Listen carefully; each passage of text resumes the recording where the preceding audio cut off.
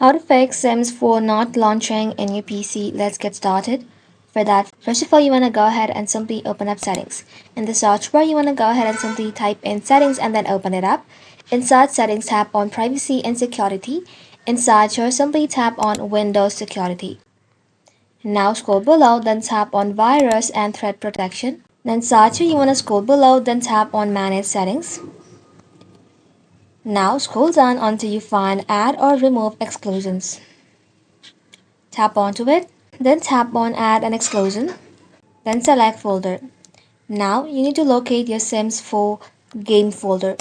You can find the file path at the very top of your file explorer.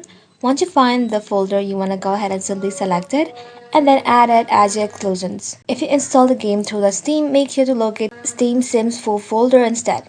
After adding the exclusion, you can launch the game and then check if the problem is fixed or not. That's it.